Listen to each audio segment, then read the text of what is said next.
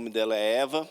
Ela e sua irmã gêmea, Miriam, né? Elas foram sobreviventes do nazismo e vítimas de um senhor chamado Joseph Mengele. Esse homem era um médico alemão e ele realizava experiências e usava como seus cobaias, né, seu material de experiência eram os prisioneiros dos campos, né, de Auschwitz. E essas irmãs foram sobreviventes deste campo. E o interessante é que essa senhora, depois de 50 anos, ela resolveu assinar uma carta de perdão a esse médico. E muita gente na época, né, que ela tomou essa atitude, ela deu esse passo de manifestar o seu perdão a esse senhor, as pessoas ficaram assim, algumas não compreenderam e não aceitaram, né? Mas ela, em 1995, decidiu assinar essa declaração e declarou que o fazia não para absorver o criminoso, mas para que ela tivesse a sua libertação própria.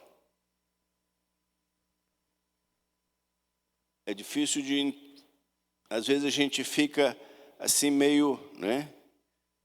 Mas como assim se ela perdoa e ela não foi ela a vítima, como ela estava se libertando? O pastor traz uma experiência, conta uma experiência de que ele estava numa igreja e ele fez uma semana de conferência e uma irmã, né, que já estava ali frequentando alguns dias, chega para ele à saída e fala: pastor, eu aceitei a Cristo, só me falta uma coisa. E eu tenho que ir e buscar a meu irmão. Eu tenho um irmão sanguíneo que há 15 anos nós não nos falamos. E é de pensar o seguinte: como pode uma pessoa, a pessoa está ali vivendo, participando da igreja, tocando a sua vida por 15 anos, mas tendo dentro de si algo que impedia a sua conexão direta com Deus, que era o sentimento de mágoa com o irmão por 15 anos. No caso de Eva, ela passou por 50 anos sofrendo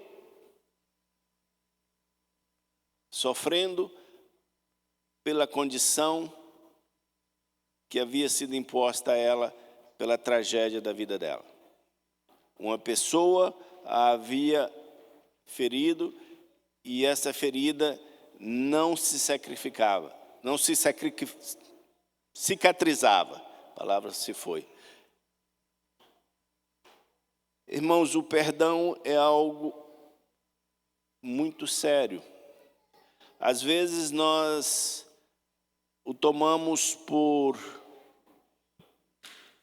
um assunto bem periférico, porém o perdão é algo central na vida do cristão. Perdão é algo central. Perdoar não é uma opção para nós como cristãos.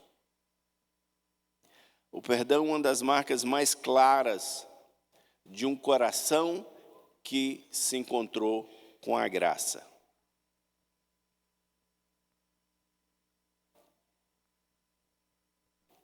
nós precisamos aprender sobre o perdão com seriedade.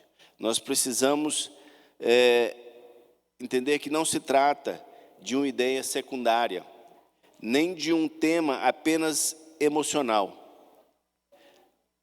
Na Bíblia, o perdão está profundamente ligado ao Evangelho, à misericórdia de Deus e à forma como tratamos o próximo. Um coração que foi perdoado por Deus deve aprender a perdoar.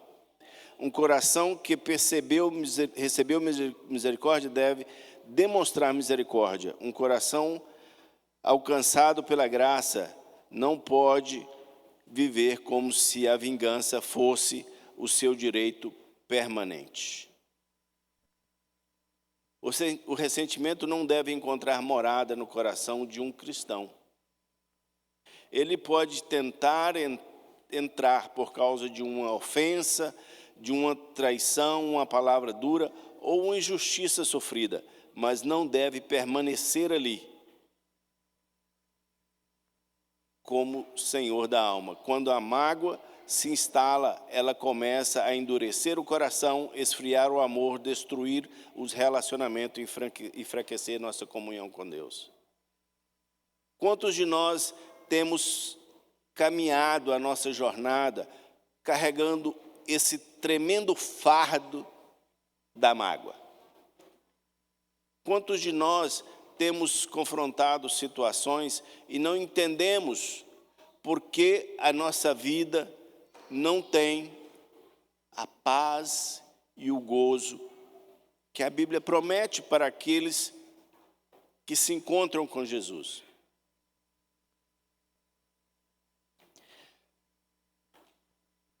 Será que esse assunto não está falando de você, de mim? Para mim, esse tema é um tema duro. Foi um tema duro quando eu estudei essa semana. Perdoar parece simples, né? Parece simples. Mas nós muitas vezes esquecemos que perdoar não é algo humano. Perdoar é um dom divino. Para mim e você que somos pecadores egoístas, isso não é normal. Não é normal.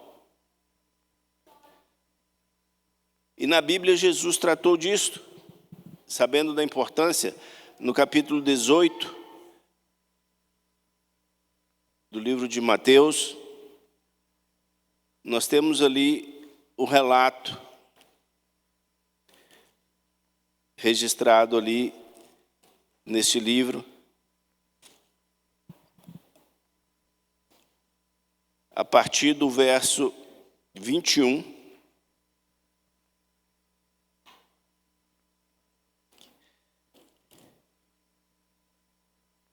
Os discípulos, ali lidando com essa situação, Pedro faz uma pergunta para Jesus. Ele diz: Senhor, quantas vezes devemos perdoar, a quem nos tem ofendido? E aí ele sugere um número, ele sugere o número de 7. Quem sabe 7 vezes. Porque na tradição rabínica dizia que você era obrigado a perdoar pelo menos 3 vezes. Aí Pedro, sendo benevolente, querendo demonstrar que ele era bom, que ele tinha entendido as mensagens de Deus, ele dobrou o número. Quem sabe eu perdoando 7 vezes, que é o número da perfeição. Assim, se eu perdoar 7 vezes, já está bom. Estou sendo extremamente misericordioso.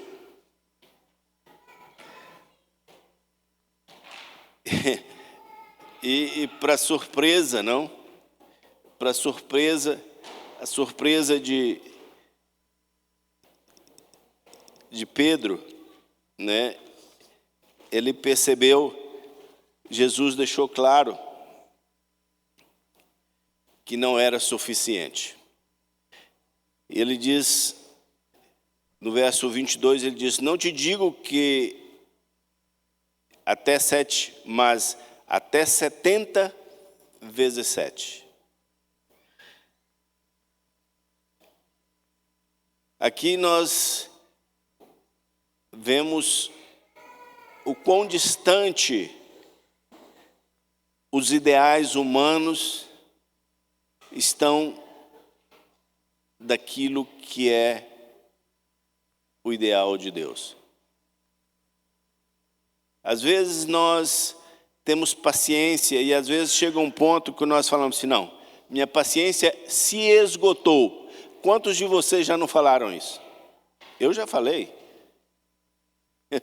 Eu já falei. Eu falo assim: não, até aqui chega. Minha paciência se esgotou. Já não tolero mais.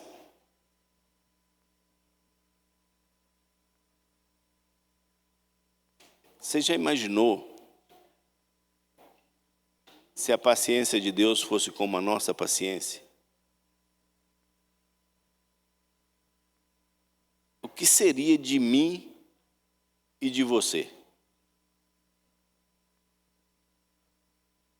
Aonde nós estaríamos?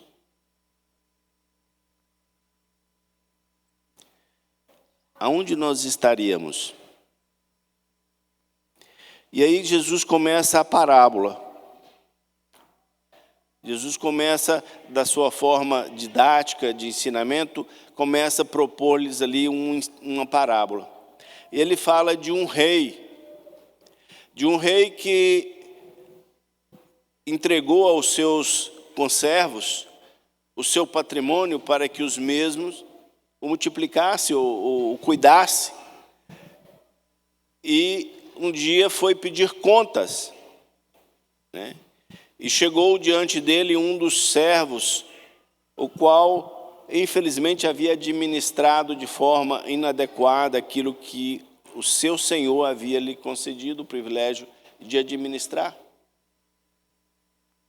E esse senhor possuía uma dívida absurda, uma dívida impagável, uma dívida que ele não tinha como imaginar como poderia pagar. O seu patrimônio não dava, nem se ele trabalhasse a vida inteira, né? Ali fala que ele devia aproximadamente, fala de 10 mil talentos. 10 mil talentos.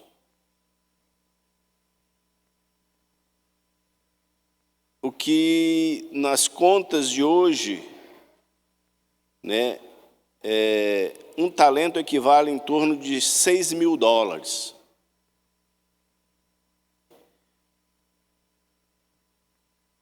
$10 mil talentos significa em torno de 60 milhões.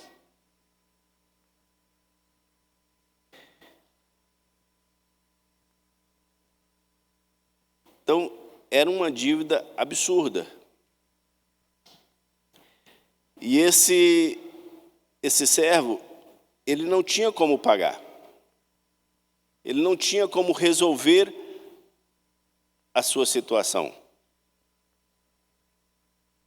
E o que ali a parábola fala, né, é que ele, então, se prostrou diante do seu Senhor. Ele se prostra diante do seu Senhor e faz uma confissão, né, e ao mesmo tempo uma proposta.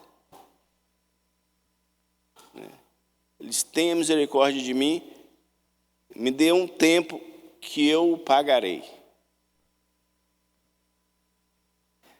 Eu acho interessante essa parte, que eu acho que muitos de nós já passamos por isto. Quantas vezes você é pego em situações que você percebe que você não tem recurso. Você não tem recurso, você não tem forma de resolver a situação ali, você não tem como resolver essa situação. E mesmo assim nós tentamos dar um jeito. Nós tentamos encontrar uma justificativa. Nós tentamos fazer o nosso, de alguma forma, de compensarmos ou de produzir esperança aonde não existe esperança. E produzimos desculpas para poder justificar a nossa condição. Esse senhor, ele estava na condição que eu e você nos encontramos diante de Deus, como pecadores que somos. Irmãos, não existe nada que você e eu possamos fazer para pagar a nossa dívida. Eu e você somos pecadores. Nós devemos e não temos como pagar. Não tem nada que você produza na sua vida que vai te colocar em condição favorável diante de Deus.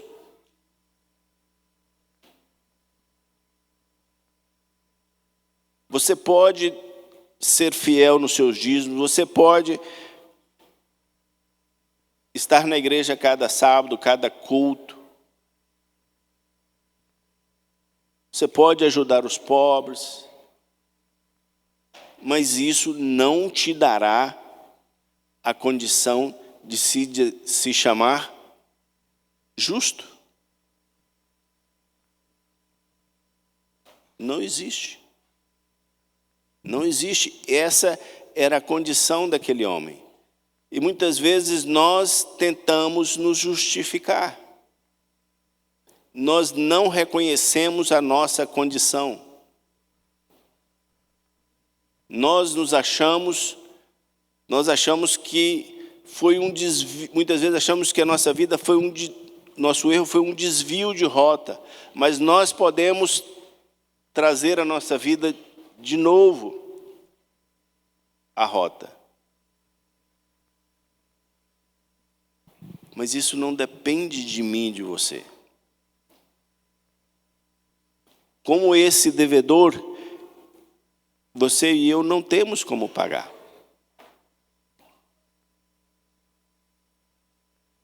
Você e eu não temos como pagar. Quando nós voltarmos e entendermos isso, quando nós colocarmos na nossa mente o entendimento que não existe outra solução do que admitir o nosso erro e aceitar a misericórdia que vem de Deus. Você sabe, irmãos, a coisa mais difícil para o ser humano é aceitar favor. Ok? Eu falo para vocês de mim.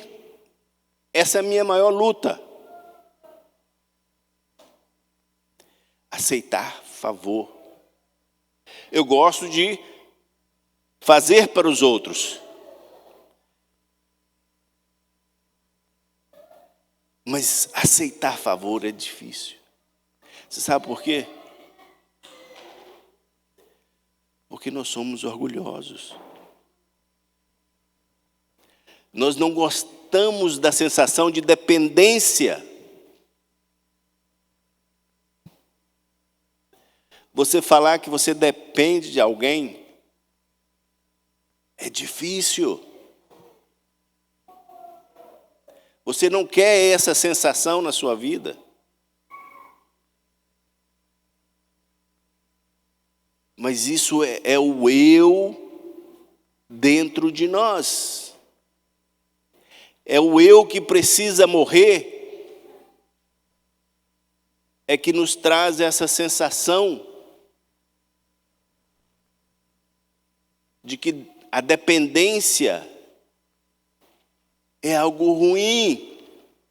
A dependência de Deus é ruim, a dependência do meu próximo é ruim.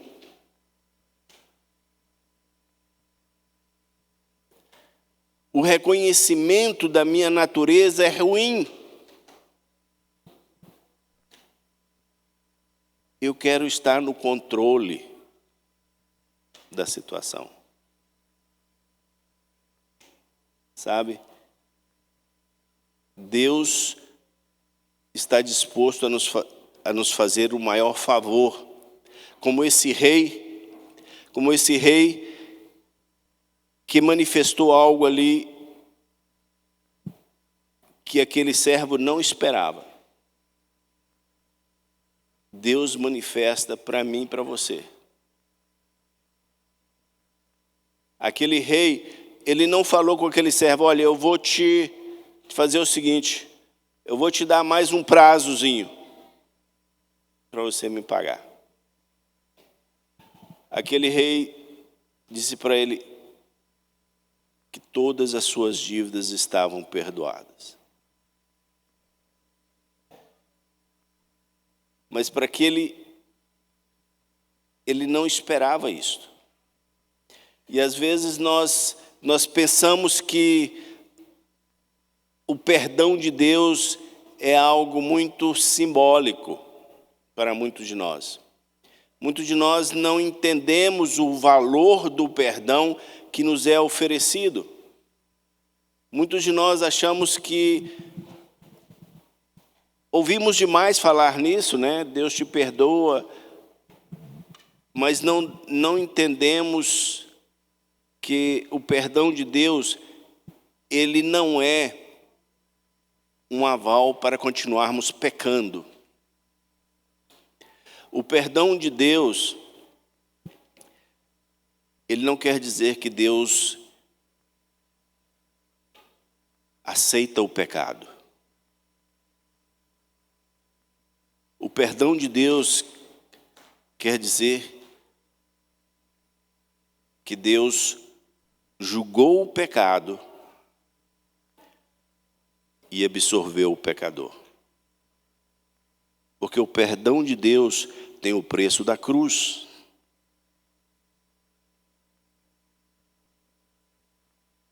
O perdão de Deus tem um preço incalculável para aquele que o recebe.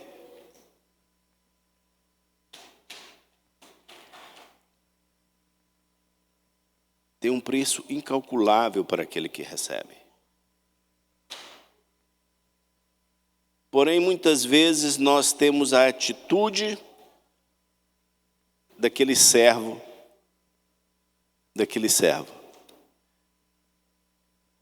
Muitas vezes nós recebemos ou nos dizemos que recebemos esse perdão, porém não usufruímos deste perdão.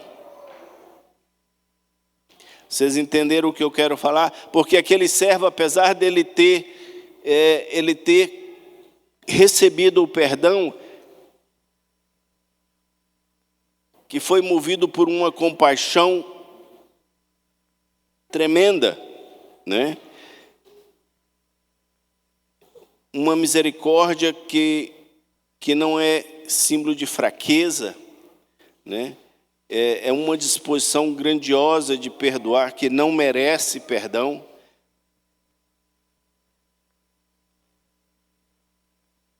Às vezes nós não entendemos isso.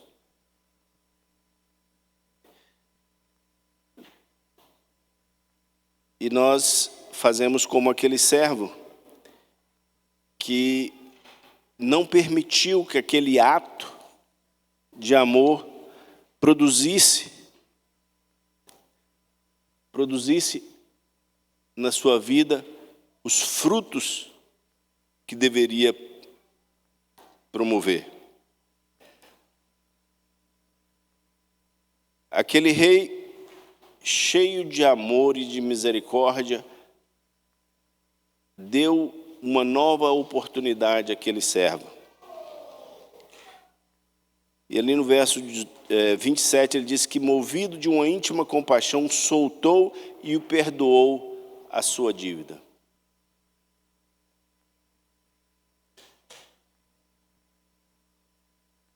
Porém, sabe, irmãos, muitas vezes esse perdão ele não é aceito.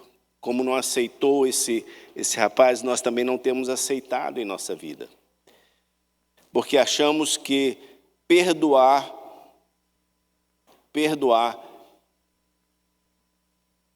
é dar aval àquele que cometeu o pecado.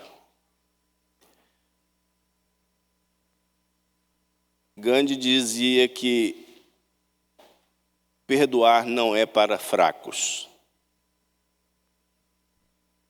Perdoar não é para fracos, mas para os fortes. Às vezes nós buscamos, na relação com que temos com os outros, usarmos diferentes medidas do que aquela que Deus usa para conosco. Nós temos a coragem de todos os dias dobrar os nossos joelhos e pedirmos perdão para Deus pelos nossos pecados, mas quando olhamos para os nossos irmãos, nós não praticamos a mesma atitude. Nós queremos misericórdia para nós e justiça para o nosso próximo. E essa é a continuidade da palavra, que esse senhor diz que ele sair dali, ele logo encontrou um conservo seu que devia a ele uma quantidade irrisória, comparando-se com aquilo que ele devia. E ele o agarrou e disse: paga-me o que deves, se tu não pagares, te lançarei na prisão. E o outro repetiu a mesma coisa para com ele, pediu que ele tivesse misericórdia. E ele não teve misericórdia. Ele o lançou na prisão. Será que não temos tido essa mesma atitude? Será que o nosso sentimento de justiça só é apurado quando trata-se da transgressão do nosso próximo?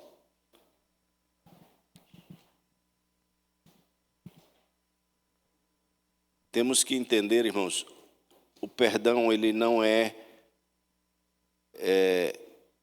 algo que você oferece para beneficiar aqueles que te agrediram. Okay? Como eu falei no princípio, o perdão não é algo condicional à vida do cristão. Como aconteceu na vida dessa senhora que eu falei, na experiência, na vida da Eva, o perdão, ele beneficia mais a quem o exerce. Tem um ditado que diz que o ressentimento e a mágoa é um veneno que você toma esperando que o outro morra. Muitas doenças têm se desenvolvido nas pessoas por esse sentimento de mágoa, de tristeza, de rancor, que tem deteriorado a saúde de muitos, porque não entendemos ou não aceitamos aquilo que Deus nos dá. Se você não tem condição de perdoar, é porque você ainda não alcançou a graça de Cristo. E isso é muito duro. Porque não sou eu, não é você que vai me julgar, nem eu vou te julgar, é uma coisa que você tem com Deus. E você com Deus deve examinar-se.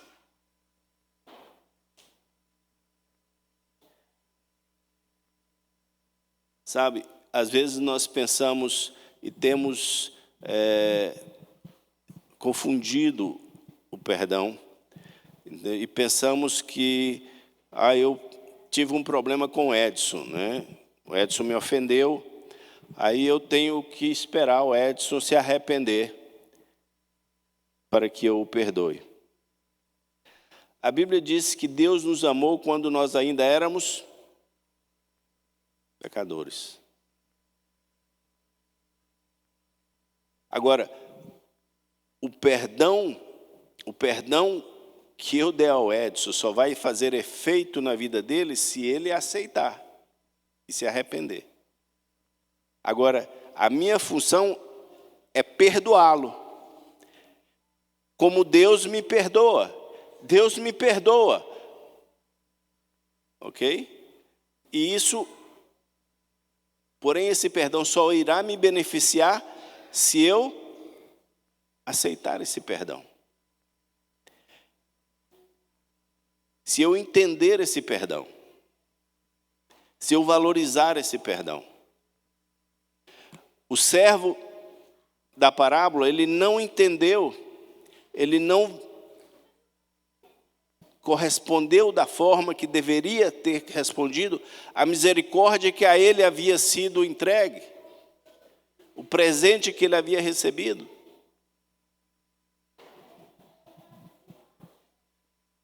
Ao você perdoar as pessoas, não quer dizer que agora você tem que abraçá-la, tem que estar ali junto com ela. Isso é outra coisa. Isso é outra coisa.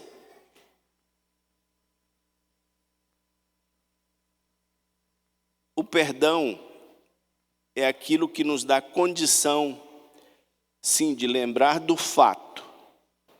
Mas quando você lembre do fato, ele não te traga a mesma dor que te trouxe quando ele aconteceu. Ok? Vocês entenderam? Porque nós não temos problemas de mente. Nós não vamos esquecer as coisas que nos aconteceram. Ok? Nós não temos amnésia. Nós vamos lembrar das coisas, sim. Porém, quando nós lembrarmos dessas coisas, por influência do Espírito, você não vai ter a mesma dor, o mesmo sentimento que você teve quando elas aconteceram. Porque o Espírito de Deus vai estar agindo na sua vida e você vai ter um sentimento de gratidão. Você perdoa não porque a pessoa merece. Você perdoa porque você foi perdoado. Você perdoa porque você foi perdoado. Você perdoa porque não existe ninguém melhor do que ninguém. A Bíblia diz que todos nós pecamos e carecemos da glória de Deus. Todos nós somos iguais diante de Deus. E a misericórdia de Deus entra em nossas vidas. A misericórdia de Deus nos atinge de uma forma imensa que transforma a nossa vida. O nosso sentimento de gratidão por aquilo que foi feito por nós, algo que eu e você não podíamos fazer. Isso vai nos transformar, isso vai nos dar a paz, a alegria que tanto almejamos e não conseguimos. Por quê? Porque os sentimentos de revanche, de rancor, de que nos devem, Tem pessoa que anda pelo mundo achando que todo mundo a deve por aquilo que ela sofreu. E não muda, a vida dela não sai daquela página. Irmãos, Deus nos oferece o perdão. Deus nos oferece a oportunidade de mudança em nossa vida. Deus nos oferece a chance de recomeçarmos. O perdão liberta.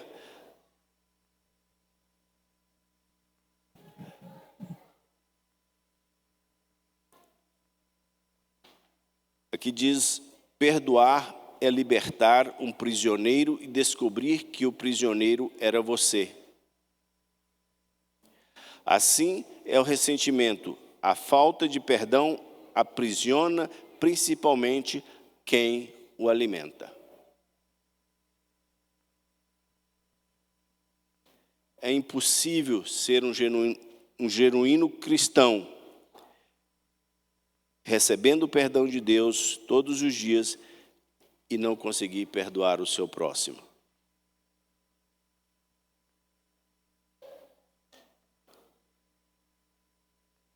E na conclusão, Jesus disse da parábola: não devias tu igualmente ter compaixão? Jesus nos perdoou uma dívida imensamente maior.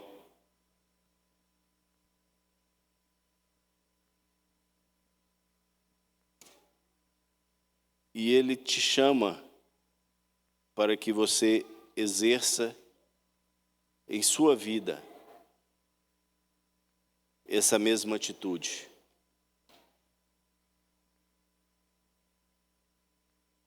Deus sabe o quanto doeu a ofensa que te fizeram. Deus sabe. Você não vai deixar de lembrar, mas você vai entregar a sua dor, a sua dificuldade nas mãos de Cristo. E Ele vai fazer justiça por ti.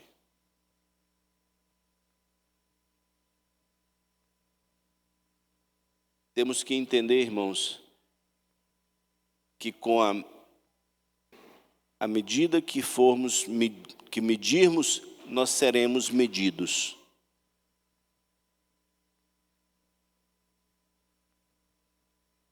Se você quer misericórdia, seja misericordioso.